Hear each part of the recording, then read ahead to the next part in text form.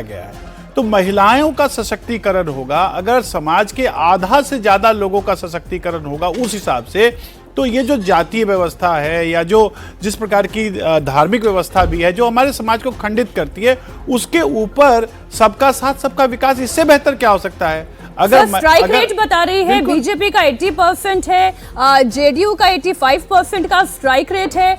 आप एलजेपी की स्थिति देख लें, 29 सीटों पर चुनाव लड़ती है, 22 सीटों पर 78% स्ट्राइक रेट है एलजेपी का, 78%। मांझी जी का 90% और जितिन राम मांझी जी का 90%। वो तो कहेंगे मैं तो और सीटें मांग रहा था। पिछले लोकसभा चुनाव में एक कहा जा रहा था कि भाई चिराग पासवान जी को विक्ट्री तो मिल गई, मैंडेट मिला है क्या?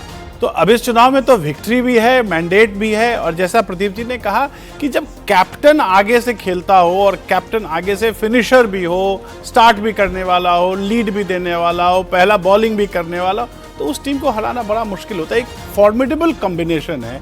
आपको क्या लगता है कि नीतीश कुमार की जो वापसी हुई एनडीए में और जिन परिस्थितियों में हुई और जो उसके लिए एक सोशल मीडिया में कैंपेन भी चला, आज आपको दिख रहा है वो कि सोची समझी गई रणनीति? एक और उदाहरण सामने रखती हूँ सर। जब मैं गया जा रही थी तो जिस गाड़ी में मैं थी, मैंने पटना से गया तक का रास्ता पूरा किया। मैंने ड्राइवर से पूछा पहले ये कितनी देर में रास्ता पूरा होता था? उन्होंने कहा कि 9 से 10 घंटे का समय भी लग जाता था और रात को हम कोशिश करते थे कि हम इस रूट से ना निकले। और आज की स्थिति ये है कि 2.5 से 3 घंटे में आसानी से इस इलाके से होते हुए गुजरते हैं, कहीं कोई चिंता नहीं है। ये विकास का पथ है जो एक ड्राइवर भी समझा। एक रैली में ये हर स्टेट में आपको देश भर में दिखेगा। मैं असम की बात बता रहा हूँ, 3 साल पहले गए थे हम, गुवाहाटी से डिब्रूगढ़ जा रहे थे, तो टैक्सी ड्राइवर बता रहा है कि ये अटल जी की सड़क है, और थोड़ी देर बाद बोला कि ये अब जो है ये मोदी जी की सड़क शुरू हो नहीं। और ये बिल्कुल सही है। अब छठ में एक सेकंड आपको और बताता हूँ इसमें, पिछली बार छठ के समय में आप देखेंगे कि एयर फेयर थोड़ा बढ़ जाता है।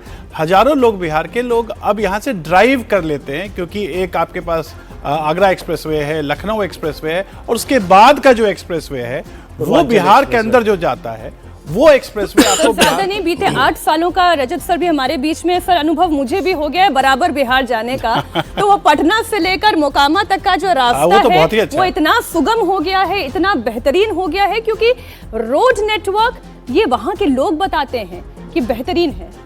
हमने वो रोड देखी है, हम जब रिपोर्टर थे तो उन सड़कों पर जाते थे और आने के बाद में फिर कमर के दर्द का इलाज कराना पड़ता था। एक तो गाड़ियां भी खराब थी, सड़कें भी खराब थी, पीने को पानी रास्ते में कहीं नहीं मिलता था।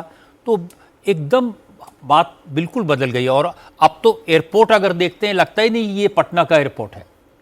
नहीं तो मुगल सराय से आप आगे बढ़िए और गाड़ी आपकी गड्ढे में गई तो समझिए बिहार शुरू हो गया। बिहार के पास 3 एयरपोर्ट परिभाषा थी, बिहार की सीमा शुरू हो। बिहार के पास 3 एयरपोर्ट होना, और अगर झारखंड के देवघर को जोड़ लिया जाए जो एकदम सटा हुआ है, तो लगभग 4 एयरपोर्ट एक राज्य में इतने कम समय में होना ये छोटी बात नहीं है। सबसे खराब बात जो हमने अनुभव की थी उस जमाने में वो ये होता था, अगर किसी की किडनैपिंग हो गई तो फिर पॉलिटिकल लीडर के पास जाना पड़ता था, और वो ये नहीं करता था कि आपको उसको छुड़ा देगा, वो नेगोशिएट कर देता था। अगर आपसे 10 लाख मांगे जा रहे हैं तो उसको 8 लाख करा देगा।